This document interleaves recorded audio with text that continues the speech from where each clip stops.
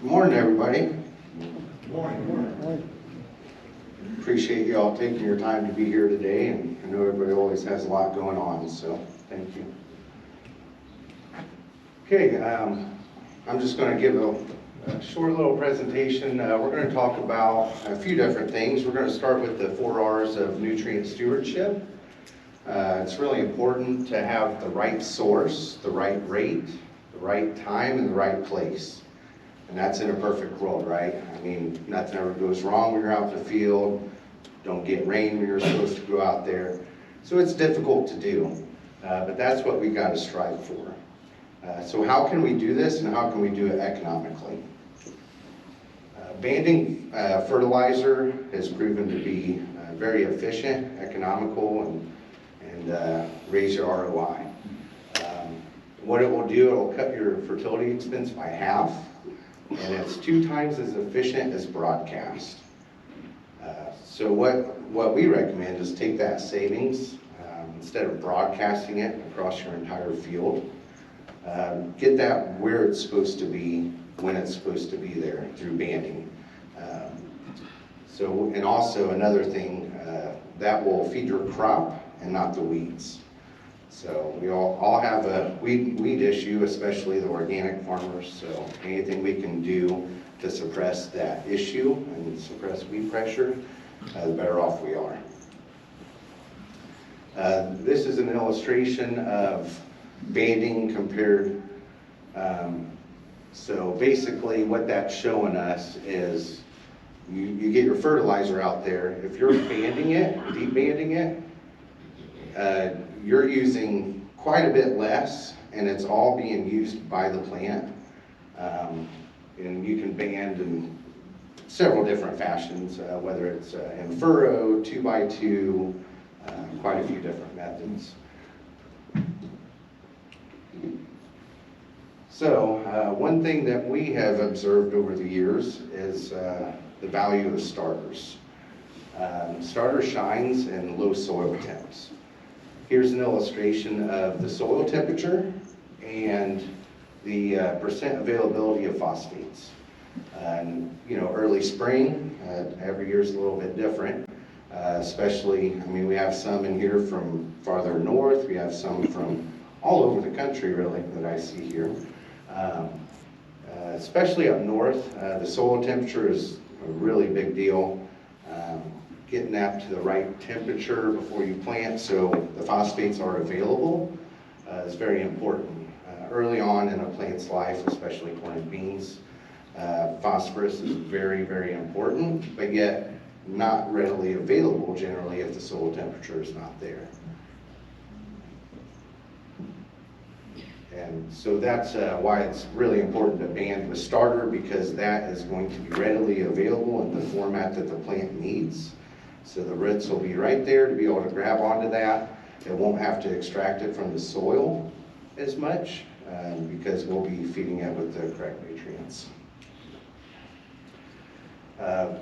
One thing that we have also observed is the importance of adding biology.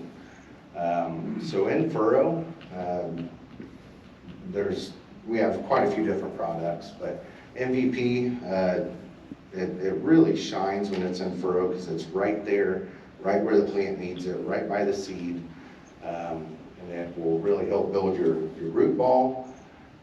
421-4, that's a blend that we use in furrow. We have a couple different blends. We can customize them as well. That is for conventional.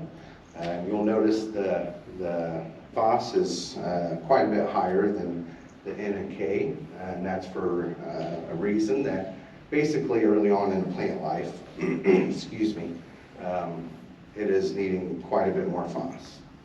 PKT blend is organic certified blend. Now if you do 2x2, we also add MVP in there as well, but we have something called a starter blend that has a few more traces added to it.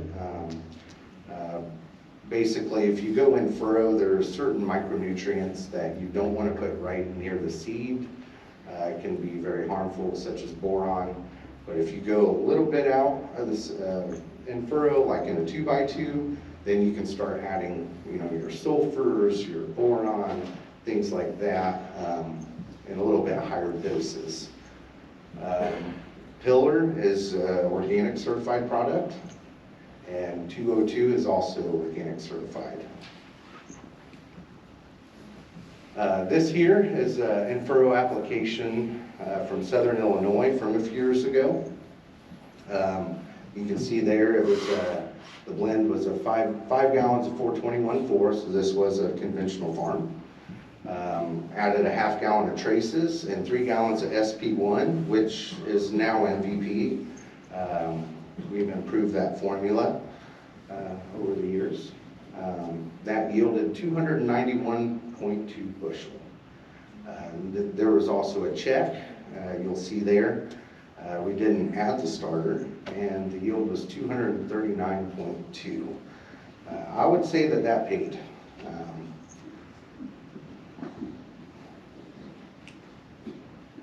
Okay, this here is from a plot at JDS Seeds. I had the opportunity to visit this plot about 3 times this past growing season. He does a phenomenal job, and I always enjoy getting to visit him, and I always learn something every time I go as well. So this here is just a few, he has quite a few plots, but this is one plot where compared no starters with starters, and you can see there that the yield netted about 11.4 bushel higher than the no starter. He has been farming biologically for decades, so his soil it's very similar to this type of soil in this area. It's clay.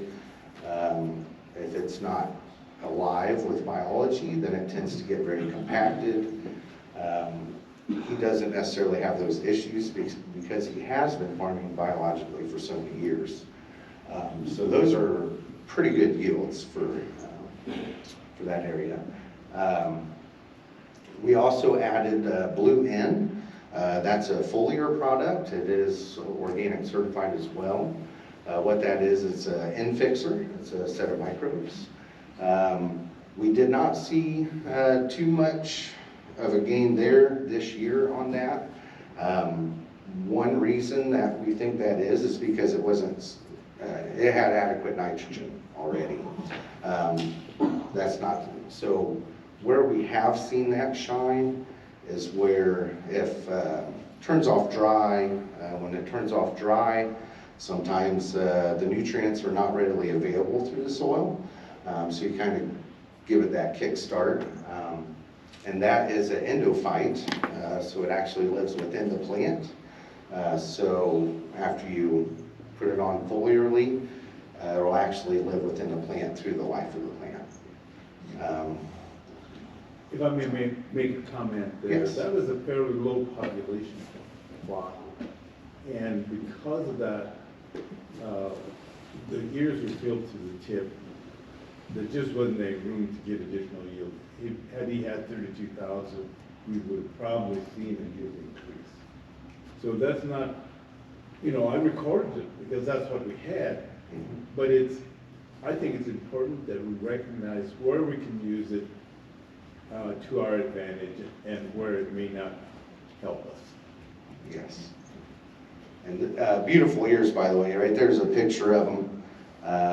He also has quite a few different varieties, and this is all non-GMO as well, on an Amish farm. So the starter program, with that net difference of 11.4 bushel, you can kind of see down there, it was 2 gallon MVP, KT pack, DRAMO, which is a fish product. There's several different versions of that. And MST was applied to all plots. And then the Blue N, the rate of that is 5 ounces an acre, and that's pretty much the standard rate. And that was applied at V6. This here was a trial, just a picture of the ear. Does anybody notice any differences with this? Does it look different to anybody?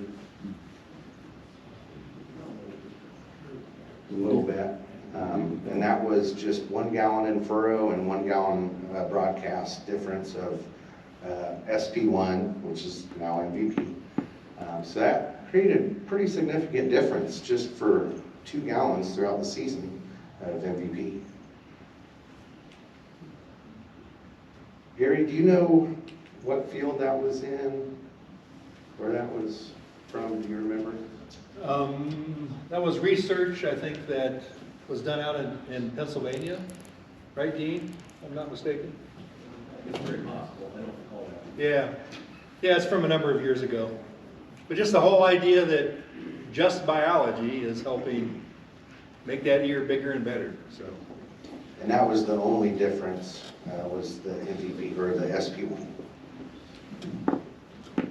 There's quite a few other sources of banding. There's surface band, strip till, side dress, stream applications, and foliars. The whole idea of banding, again, is getting the nutrients that you need, when you need them, and where you need them. This here is a SJ3, I believe, nozzle. Another form of banding there. Basically, it's a stream application. Here is an alfalfa program that had a stream application on it. You can see there, 2 gallon MVP, 4 gallon of K-Pack, 8 gallon KTS, 28%. If alfalfa is thin, liquid calcium.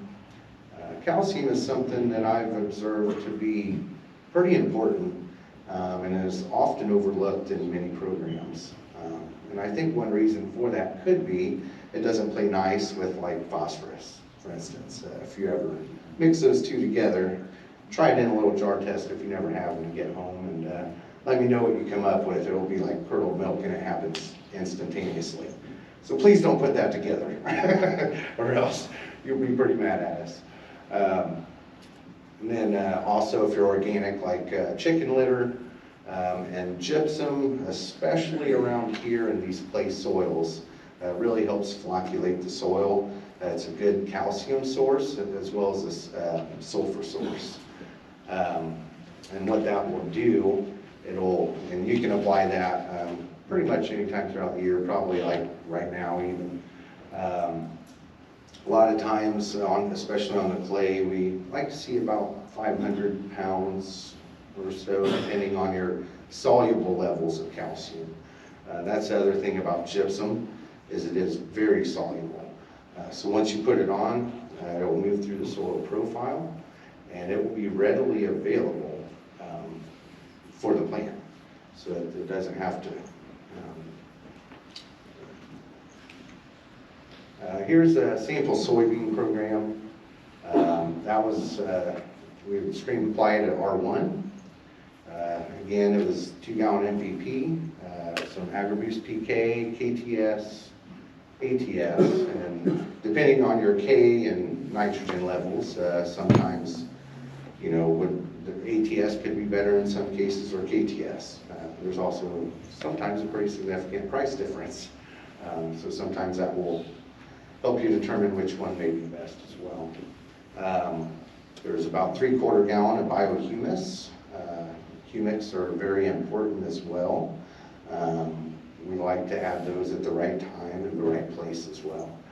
Really helps get everything else going as well, including the MVP with the biological life. And boron. So this program netted about 15 bushel an acre on soybeans, which can definitely pay. Organic soybeans, over the last year or two, the prices have been extremely good. And we have seen quite a few of these programs pay out very well. So the ROI was definitely there. And it's not just about the ROI, it's about being a good steward. You're not only making money for that growing season, but you're investing in your soil bank. You're going to get paid dividends year over year over year if we do, apply good stewardship in our practices. Side dress, that's another form of banding. I'm sure most here have side dress before. What I've often seen is most people, or not most, but many farmers, their standard practice tend to only put nitrogen in side dress. The plant is actually hungry for quite a few nutrients at that point of its life. And it's not just nitrogen. Yes, nitrogen is a key component and very, very important, but it's all about a balance. Later on in the plant's life, most plants require a lot of potassium, sulfur, boron. Boron is very important. I kind of think of that as it kind of helps determine the capacity that plant is able to hold and uptake. Carbon, very, very important. We hear that all the time in mainstream.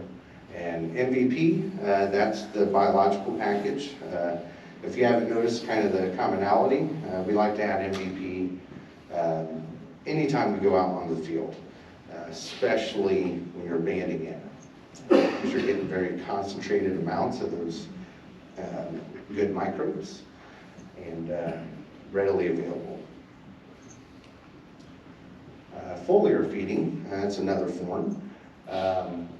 When do you want to foliar feed? Well, if the plant's telling you something, generally we'll foliar, it depends, but there's early season foliars, late season foliars. But if you're visibly seeing a deficiency at that point, I don't want to say it's too late, but we're a little bit behind the eight ball. You can, if you're walking your fields, which we like to do with all of our customers every year, is walk the fields. We go dig up some roots. We kind of look at the root structure. We look at the overall health of the plant, the integrity of the plant. And if that is telling us something, then the sooner you can get out there and meet that deficiency, whatever it may be, the better off you are, and the less impact it will have on your overall yield. If the plant is under stress, last year I think most farms experience this. Oftentimes we do. I mean, every year there's some sort of distress that your plants will encounter. However, this year was a little bit different, I feel like, which tends to be the going rate the last couple of years. I think overall, just the environment's changed a little bit. The weather patterns have changed a little bit. So they encounter a lot of stress. Well, every day that plant is under stress, that's costing yield and plant health. So whatever we can do to meet its needs without it going through a day of stress, the better off, the more happy everybody is, right? The happier your plant is, the happier you are when you're out there harvesting. So if you're trying to push growth, that's another good opportunity to get out there and do a foliar. It's not all about rescuing your plant. Sometimes it's boosting your plant as well. And oftentimes, like I did mention, if you're noticing a deficiency, you may want to get out there sooner than later because it's already costing you. pH problems in the soil, that can cause a lot of issues. So sometimes if the pH is not where it needs to be, it can lock up certain nutrients. And everything needs to work synergistically in the soil. In my opinion, the good Lord created everything perfectly, and the closest that we can get to grow and treat the land and our crops to how He designed it, the better off we are. One of those things is the pH balance. This here shows sorry about that. The speed of a foliar applied nutrient uptake. This is done by the University of Nebraska. And what this is showing us is how many minutes after application and the percent of uptake. So if you look at that chart, right after you're applying your foliar, seems to be when a majority of that is getting taken into the plant. And another thing you'll notice is it's not just, all nutrients are going to be absorbed by that plant when it goes onto the leaf. Excuse me. So again, it's a balance. There's NPK, you got iron, manganese, zinc. So depending on what that plant is needing is the mix that you should apply.